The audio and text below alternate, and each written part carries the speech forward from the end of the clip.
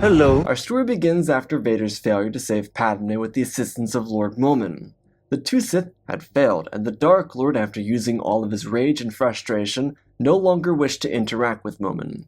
In an effort to seize revenge against his master, Vader felt like he could do nothing. Sidious was all-powerful. This suit he had for himself was worth nothing, and it was because of his master that he himself was nothing. His powers were gone. All of his natural talents were taken from him here, in the lava rivers that rolled around this cave he was currently inside of. The Sith had done nothing but take from him, and Vader was tired of it. He needed to give himself a sense of pride, a place of refuge. Mustafar would clearly become that place for him.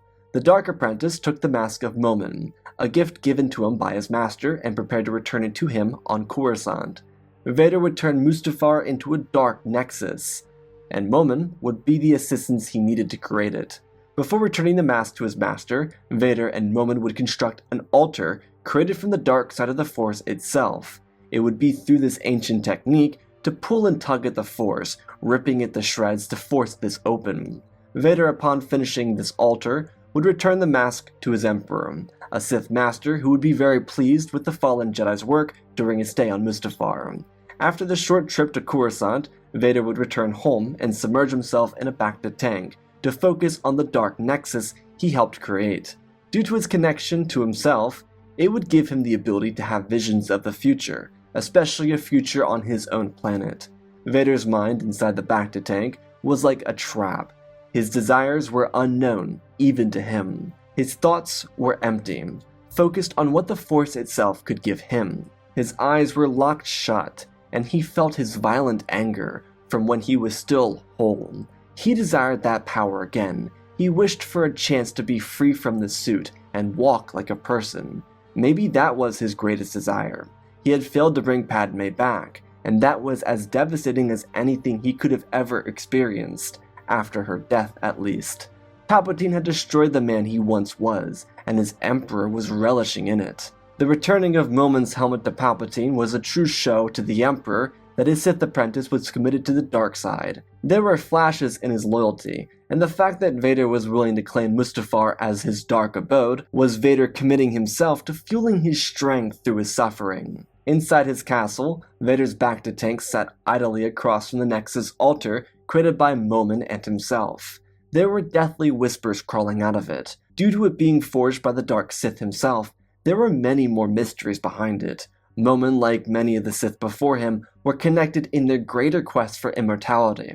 Before Palpatine and Plagueis, there were Momin and Noctis. Empress Noctis in legend was capable of conquering the galaxy, but her sole focus was immortality, and it seemed as if a piece of her spirit was interconnected with the altar itself. Due to its creation in the darkness, it opened itself up for lost spirits or hungry ones to find refuge within it. A nexus now empowered by more than just two Sith, but those lost to the reaches of time.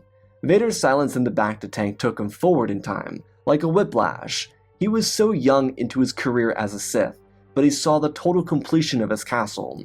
The river that flowed under it shrank. As the years went by, Imperial officers and Inquisitors would find themselves within these halls. Not all of them would live to see their way out of them. In the time that followed, Vader's castle lost its master. The castle itself seemed to become deserted, and even further forward, the planet began to truly heal. The Sith seemed as if they had been removed from their power, and like the darkness on Mustafar, it was lifted by the light of life. With trees and life growing on the planet naturally, Mustafar would find that life, until visited by someone that felt so familiar. As someone searching for something owned by his grandfather, a grandfather named Darth Vader.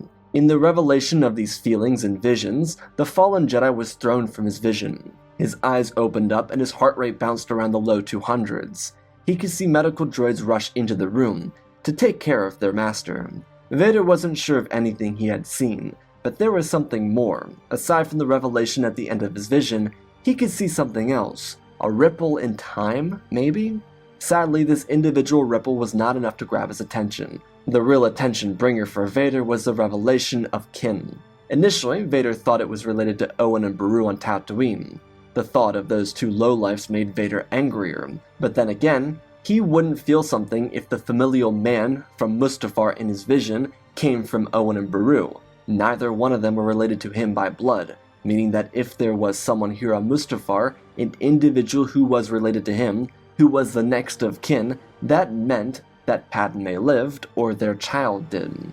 This led Vader into almost madness. The revelation of her survival not only proved that his master had lied, but it proved that there was more for him far removed from the dark side of the Force. In an effort to find this individual, Vader's eyes shut and he shooed away the medical droids and tried to find this drift inside his meditation. Though this time, instead of being drawn back to that moment in time, nearly 50 years from this day, he felt something else. That rift in the Force, the one that he ignored in lieu of the revelation of kin, was forced to the forefront of his mind. Instead of finding a healing planet, he saw a desolate land, one not different from the land that existed outside of his castle at this moment. What Vader couldn't understand was what he saw. From the sky rained an explosion, and out of said explosion, two figures fighting in midair slipped through one end of the sky and out the other. It took maybe all of 3 seconds for them to come in and disappear. Vader could sense the raw power from the two of them. Secrets to the universe sat at their fingertips, or at least one of them. Maybe it was just one of them, but in a similar manner to before, Vader was jolted from his meditation. He had found his resolve. He played the vision over and over in his head, going back to it, thanks to the power of the dark nexus he created. What he kept noticing were different attributes about both these combatants. The vision was the same every time he had it, and that only encouraged Vader to look deeper and find what it was that gave off such radiant power, and then he found it, a gauntlet, held by the robotic individual, and inside of it were stones. This told Vader that he needed to harvest either the gauntlet or the stones themselves. In another vision, he was able to see that the golden glove was gripped around the other combatant, so he would need to pull the stones with the Force and then create his own gauntlet. He considered the idea of using his lightsaber for it, but he was seeing someone else use it as a glove, and because he was missing his hand, he hoped that it would be able to be used as a makeshift hand. Vader waited for weeks for this moment to come, and when it did, he was surprised to see how truthful the Dark Nexus had been. It seemed that when the message wasn't corrupted by an individual like Palpatine, there was truth through the dark side of the Force. Vader, in a moment of connection with the Force, reached out from his castle and tugged as hard as he could. The individual's hand didn't buckle, but the 6 stones that were inside of the gauntlet popped out of the glove and drifted towards the lava river below. Vader then watched the two fighters vanish into another dimension, as if they were never here to begin with. The stones fell and Vader pulled them into his hand gently. What he felt was a shock of both power and strength, but it did not absorb into him. He could just feel the raw potential sitting in the stones themselves. His gloves started to feel heavy, and so he walked the stones to his lair, placing them inside of the altar, forging them with the dark side of the Force. He could feel their immense power, and he knew that he would use these powers to change his life forever, but not yet. He needed to craft a gauntlet for himself, and so Vader sent out Imperial Guard droids to find him some materials and metals, from Beskar to Carbonite, and Cortosis to Iridium. Imperial metals would come to Mustafar per Vader's request. This ignited a passion Vader had lost since becoming the Dark Lord of the Sith: mechanic work. He hadn't built anything in months up to a year or so. His mind was so fuzzy everything really just blurred together for him. The only things he could really remember up until this point were his loss on Mustafar, Padme's death, killing a Jedi or two, and ending up here with these stones. Vader would spend days working on this gauntlet. Sometimes he'd be forced to take a leave of absence from the stones to go on missions on behalf of Palpatine. This honestly wasn't the worst thing for Vader. He needed time away from the gauntlet to reconsider how he could properly build his own.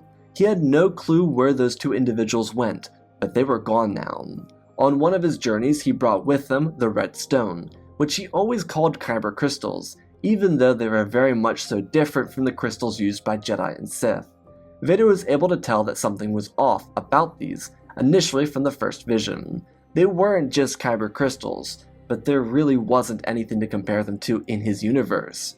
He carried the redstone with him inside of his belt, and when he was alone he pulled it out, trying to understand what it was and connect to it, or what it could do. With the Force, He could sense the immense power, but there was no instruction manual for these things. As he was messing around with the stone, he felt drawn to look up, and he, with his bare eyes, locked eyes with those of his fallen wife. Padme was right in front of him, somehow. Vader shot up and walked over to her, tripping over his helmet as he reached out to touch her shoulder, and his hand went straight through her body as she vanished. Initially, this startled him, but then it made him realize that the stones could do incredible things. He would continue to play with the reality stone, but it wouldn't lead to anything. Just a couple manifested breaking of the current timeline things. Something that was present but not actually there, like that apparition of Padme. Only a true master of these stones could accomplish control over reality itself. When Vader returned from his mission, he went for the blue stone and he grabbed it, trying the same technique as he did before. As he was messing with it, he found himself inside of a civilian transport. Everyone on board turned their attention to him in a panic, and he did the same, trying to utilize the stone again before figuring out how to make it tick and vanishing once more. Vader was sent to Quen, outside of Hutt territory, before eventually figuring out his way to get back home. The best part about using the space stone, for Vader, was that an accident turned into figuring out how to use it. He smiled to himself as he went to the next stone. The yellow stone, or in other words, the Mind Stone, was probably the worst experience for him. He needed mastery of the soul to handle such a vessel, and he had no mastery over his own desires, so no mastery over the soul. Everything was so short-term for him, and he quickly moved on for another stone after failing, thus proving why mastering the Mind Stone would be so difficult for him. Upon picking up the Time Stone, the green one, Vader was teleported to the same future he saw his vision in, except this time he was actually there. A landing party of pristine stormtroopers ran through the forest of Mustafar. In front of him, he watched a tall and burly man moonwalk his lightsaber into an individual, ripping another one's arm off and cutting the last one down. Vader swung backwards and he could see the duel between himself and Obi-Wan. What a terrible fate, but from his perspective, he could actually see that he was an idiot. Why would he make that jump? The high ground was a genius tactic. He looked down at his temperamental human self and watched him make the same mistake, before again vanishing forward to where he was before he left. On to the next one, the orange Soul Stone. Vader didn't find much with this. While he was able to toy with reality, he didn't realize that the Soul Stone could grant immortality. Vader kept messing with the gauntlet for a little before accessing the Power Stone. When he grabbed it, he felt immense power, unlike anything he had ever felt before. Not since being Anakin on Mortis, but this was somehow even more heightened. He walked outside of his castle and ripped a mountain in the distance down by accident. He scurried back inside and put it down before he offed himself with it. Vader only now realized the true power he held at his disposal. These stones needed to be learned and mastered, but first, he needed to finish crafting the gauntlet to hold them all. This became his pride and joy. He lost so much of himself during the transformation into Vader, so getting back into building things was an absolute joy for him. He shedded the gloves and used only metallic limbs, which made his work so much easier. When he eventually finished the gauntlet, he had already mastered the Space Stone and the Power Stone. Full mastery wasn't exactly what he had, but in his mind, it was a mastery of those individual stones. He slowly added each of the stones to his golden and bronze gauntlet. In the few times he had tried this before, the gauntlet melted, exploded, or deteriorated with each new stone. But this time, that didn't happen. Vader placed each stone on it and felt his soul rise with power. A shock lifted through his body and the gauntlet started to rattle with a whistle, before an explosion of light blinded him. He looked down and saw the gauntlet held together, and sturdy. Every time he moved it, he could feel the immense power coming from it, and a sadistic grin formed across his face. Vader twisted the Cortosis, Vanium, and Iridium gauntlet. This was true power, but first, he needed to test things out. Using the Space Stone, he moved himself from Mustafar to Scarif. He looked at the currently under construction spire in the middle of the island. Using the gauntlet, he raised a tsunami, and in his pride, he was crushed by another one that rose up behind him. Luckily, he used the Space Stone to move away from it. Vader shrugged off his shoulders, watching water flush over his caves. His eyes looked back over to the Citadel and watched it topple over him. The power was his. He then used the Time Stone and rolled it back. to see the Scarif base get crushed without him getting smacked by the wave himself. With true power under his control, Vader moved himself from Scarif to Tatooine.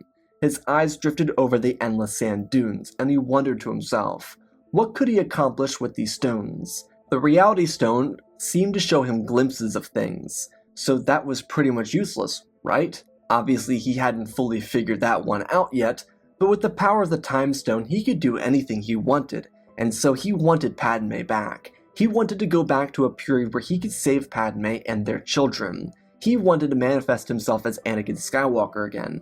These stones had the power to do that, yeah? What did Vader want? Did he want intergalactic control? Did he want to save his wife from death? He stopped. His eyes drifted back to the now destroyed Citadel. He could have infinite power. He could be the bringer of death and destruction, and sure, the last several months had been him building up slowly to becoming a full-blown Sith. And here he was, with a chance to be something more. Initially, he thought the Sith path would be for him, but in building the gauntlet alone, he realized how much he craved that something more. Now the question remained, how could he legitimately do this? Saving Padme couldn't be done with just going back in time, could it? Who knew what the repercussions of that were? Maybe that was the way he should do it though. Vader used the Time Stone to vanish from Scarif as he appeared at Coruscant. Instead of playing the long time game with this, instead of waiting around to see what came next, he was going to get rid of the biggest threat to him and make his decision from there. His arrival at Coruscant was immediately felt by Palpatine, who moved from his office to greet him, wondering how or why he was here, especially so quickly. Vader told Palpatine that he was here to give him his resignation. Palpatine was confused as his apprentice vanished from thin air. The moment Vader disappeared, air raid silence started to sound off in the capital. Palpatine's eyes drifted from in front of him to the sky, where an entire moon was cruising down from the gravitational pull. So it broke into pieces and panic ensued as the moon slammed down into the executive building, killing everyone, including Palpatine, in the explosion. Vader looked on with pride that was dramatic and flashy enough just for him, before vanishing from Coruscant and appearing at Naboo. There were multiple ways to do this, and without access to the knowledge of what each of these individual stones did, he decided to try and trace Padme back to where she had died. He did this by using the Reality Stone to disguise himself as a really tall Naboo guard. This trail took him from the Royal Hangar Bay in Naboo all the way back to Polis Massa, where Padme gave birth to two twins, essentially going reverse with the Time Stone. Instead of waiting for her to die, he froze the time and used the Time Stone to bring Padme a year and a half into the future, right around the same time that he crushed Palpatine with a moon. When he exited, the galaxy was in a much different timeline, but he didn't even consider the effect of removing Padme from Polis Massa. He didn't care. He presented himself as Anakin Skywalker now with the Reality Stone, before the injuries to his body on Mustafar, and that's who Padme saw when her eyes opened. The hatred in his eyes had vanished. He lived with himself for too long, regretting every choice he made. Padme didn't really consciously recognize that it was Anakin by her side. It was more of a subconscious recognition. She was able to tell that the person she loved most in the galaxy was with her, but there was more that could be changed. Anakin, upon realizing that she was saved, decided that he could possibly do more. With Luke and Leia being born, he was curious as to what had happened. When he turned the news on, he was flabbergasted. The galaxy was in complete turmoil. Apparently saving Padme was the very worst possible thing he could have done. Yoda and Obi-Wan watched her disappear in thin air, and so they decided to attack the Emperor, who returned from Mustafar. The Jedi killed Palpatine and the Empire itself crumbled. Thousands of star systems turned against each other and a civil war erupted. What Anakin saw was a galaxy completely divided. Fires raged in the streets, and even worse, the clones were fighting each other. And this actually somehow was worse than what he did. Anakin wanted to go back and fix it, but he would wait because if he changed it, Padme wouldn't be here and he would lose her all over again. That was something he couldn't do. He patiently waited with her, getting some medical upgrades himself. It would take time, but thanks to medics on Polis Massa, he was able to get upgrades to his armor and bacta and hair extensions until his hair actually grew back. His limbs were replaced with human-like counterparts that actually felt real to the touch. Not if you were punched in the face, but real if you touched it with your hand. His gauntlet was shrunken down into a size to match his actual hand, and he stopped using the reality stone to change his image. Padme would see the scars on him, but with the proper treatments, according to the medical team, he would lose all those scars and return with a normal look in about a month or two. When Padme finally really woke up, she was disoriented, but she was happy to see Anakin by her side. Consciously, she started to piece things together, and he told her the truth, meaning everything. In his mind, if she didn't like the answer, he could kind of go back and undo it and start over again, but luckily, that never came. She still didn't like the answer. She died, the twins maybe died, he turned into a Sith and suffered. It sounded horrific, but somehow this was even more horrific, what was happening right now, so that kind of took the burden away from him. Anakin was worried about undoing anything from the past, so he had tried to come up with a perfect counter for the present. Luckily, while he was waiting, he had been messing around with the yellow Mind Stone, trying to figure out how to make it tick, and he finally understood. The Mind Stone needed complete and total mastery of the soul. As Vader, he would never truly understand or master this, but with an actual care and direction for his own life, he could live the life he wanted to. Access to the Mind Stone wouldn't just be an understanding of a direction in life, but a conscious acceptance of knowledge infinite in range.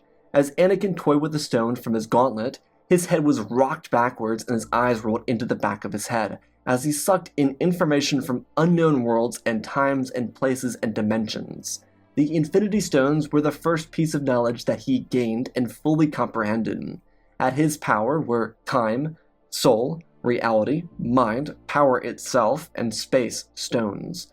All of these would give him unique powers, and together, they could redefine the galaxy in the way that he wanted. But that was so much power. So easily could someone misstep and do too much, turning too much of something good into something bad. Skywalker didn't want that, and so he focused on spending time with Padme. He was able to tell her about everything he could do, which truthfully didn't make a whole lot of sense to her. Luckily for him, a lot of these conversations came in the post-birth process. Probably not the best timing, definitely not too considerate of the sheer toll giving birth had on her, but it wasn't intentional from his side. More so the fact that he wanted to clear the air and get out the last year and a half of his life's apologies, plus more. So he couldn't really help himself from chittering away whenever he had a chance to talk to her. Padme had always seen the best in him and was willing to do it again, but still, she wasn't totally sure of what he actually did inside the temple. What Obi-Wan said was far-fetched, and aside from getting a little too nutty on Mustafar, did he really do what Kenobi said he did? What was confirmed, especially after she came out of the medical wing, was what the Jedi had done to this galaxy. The civil war that engulfed the Empire, former separatists, and neutral systems was more widespread than the Clone Wars were themselves. It was battle lines across every front. Anakin continued to pull knowledge, hoping that there was an alternative to this, one that didn't force him to have to use the snap, something that could very likely kill him. Padme, Luke, and Leia returned to Naboo, while these thoughts plagued his mind. It was kind of funny, but while he was watching the news, he saw a gang of what would have been Inquisitors trying to seize control over a crucial junction in the core alliance, and they were stomped out by clones. The war was just so messy, and there were so many turning parts, and that was really all one could take from it, especially being so new to it. There was no message or whereabouts from the Jedi, so Anakin couldn't even handle that side of things. With the aid of the Nabiris, Anakin and Padme could hash out some of their relationship problems openly, without hiding things. Due to his time as Vader, Skywalker was really willing to not bury his emotions deep within him. Instead, he assisted their conversations and contributed to ways that could help them with making things the way they used to be, the way they were between the two of them before the Battle of Coruscant. Without a true Sith force and the Jedi seemingly gone from the forefront of the galaxy, Anakin committed himself to her alone. He promised her that they would make right of their relationship and live it out the way they vowed to when they first got married here on Naboo. When he wasn't working with her on the relationship, he found himself out in the fields of Naboo meditating. He mostly worked with the Mind Stone. All he did was funnel ideas into his brain. Infinite knowledge was a bit much for any individual, but he was committed to doing what the Jedi believed he would do, which was bring balance to the Force. After a month on Naboo, he hadn't found his answer, and the snap felt more likely than ever before. He was by this point almost fully healed, obviously still metallic arms and legs, not to mention his breathing apparatus, was still surgically placed into his chest, but aside from those, he was doing well. His skin healed, his breathing was stronger, his voice wasn't coarse, and he felt more human than ever before, well, technically. Anakin considered using the maximum strength of the Reality Stone. Maybe he could force people to perceive the galaxy in the way he wanted, but he needed help. Because he wasn't a politician. He wanted Padme's insight on how they could reshape the galaxy together. In an ironic way, she was contributing to what he proposed on Mustafar. But this wasn't in the dictator type of insane ranting type of way. This was in a manner to actually help the galaxy heal. In an effort to collaborate on this, he helped her with gaining information from the Mind Stone. It did help them, and when it came time, Anakin found himself a meadow and began using the Reality Stone to change the perception of the galaxy to the people in it. It didn't work. There was a day or two of peace before total war began again. Back to the drawing boards, husband and wife went. The greatest aspect of this is that in their desire to save the galaxy, they found what made them fall in love with each other all over again. They were truly one with each other, their motives and actions aligned unlike ever before. For Padme, it may have only been a couple days or hours since they were together like this, but for Anakin, it felt like forever, mostly because it kinda was when he was Vader. They came up with a couple other resolutions, and they never got them anywhere. And so, on the eve of Anakin preparing to activate the entire Infinity Gauntlet to end the war, Padme stopped him. She told him to use the Space Stone and the Power Stone. He asked why. She smiled and told him to destroy every single weapon the people had. It would take forever, but she was right. Instead of risking his life for something that wasn't certain, which was peace, he could slowly but surely destroy every single weapon the fighters of the multi-side war were using. It would force them into combat with their hands, or force them to come to the peace talks. Luckily for Anakin, after about a month of constant teleporting and constant destruction, it was the latter. The people of the galaxy went to the peace-talking tables to discuss the end of the war. Anakin, on the other hand, collapsed and slept for about a week. When he woke up from the big nap, he found that there was still conflict in the galaxy, but it had pretty much all been reverted to barbaric fighting. It didn't really seem sensible, and as Anakin awoke, preparing to go to the Gauntlet and utilize all the stones as one, a voice of solidarity, an individual to rise from the rubble, called for the end of the conflict. This individual was like the knights that were once a Jedi, a hero that could rise up and quell the combat. Anakin asked Padme if he should still use the Gauntlet, and she shook her head. Their time for public service was over. Until then, it was time for something else. With a new knight rising to save the galaxy, she looked to the stones and told him that they needed to make sure they were taken care of. As a result, Anakin would begin a record book, keeping the knowledge he had possessed through the stones. In the years following the rise of this knight of the fallen empire, the people would find their relative peace. With help from the Infinity Gauntlet, Anakin would assist them with stopping violence from erupting. What Skywalker did was begin a new religious sect. He didn't recruit for it. He didn't pursue Force sensitives like the Jedi did. Instead, he opened it up to anyone willing to participate. It was a free religious sect. Monks and nuns could do as they freely wished, but they needed to have the deepest commitment to protecting the stones. It was called the Infinity Sect, a religion of those who came into harmony with the Force, but vowed to protect the stones with their lives, so that they could never be used for evil. Luke and Leia would eventually fall into this, finding their own relationships and marriages on Naboo, and living full lives in their hometown. The galaxy outside of Naboo continued going through cycles, many of which were difficult to live with, but the Infinity Sect remained as a permanent piece of galactic history. They, unlike the Jedi, were the silent guardians. Every time conflict appeared on the horizon, it would magically vanish, and peace would remain. After a true, new government was established, the fear of evil slowly faded away. As for Anakin, the master of the Infinity Stones, he would have a full and loving life, filled with partnership, children, grandchildren, and a life that he had always dreamed of. And that, my friends, is our story, and special thanks to all of our patrons: Benjamin Wells, Ozpin, Angel Dust, Darth Vitiate, Seiju Jagger, Groot36, Hunter Belden, Rosebird, Angel Dust, Alexandra Reese, The Beginning and End, Django Fat Clone, Nick5098, Ben Ingram, The Big Red Pure Mark, Diamond Constant, Darth Nemesis, Lord Tibbs, CC2024, Gallivant Gaming, Tristan Mandalore, Sirwell 1767, Darth Revan, Granity Bane, Laliant, Sky Guy, Penguin, Cullen Rooney, Shark Midori, RJ38, Nick, Michael Erlanger, The Last Jedi, Apollo Weewoo 670, Annika Stank Runner, CT7567, Toaster Oven, Oz of Oz, Darth Nox, The Eternal Padawan, Joshua Tam, Johnny Naguin, Save the Skeleton, Jedi Sloth, Mr. Yeet Gamer, Lord Callie, Youngly Slayer 66, Madman Studios, Anakin003, Lord Draken, 46 Star Wars, Airbus, Rex the Wolf, many 3 first names, Darkscene46, Baron Joshua, and Lord Deadwing. For supporting the channel, smash that like button. Support me in other ways, go check out the things. Otherwise, let's talk about this story. So, first things first, in a weird way, the creation of the altar is Vader's perception of the dark side of the Force. I kind of layered it in there, I kind of wanted to mention it at the end of the video,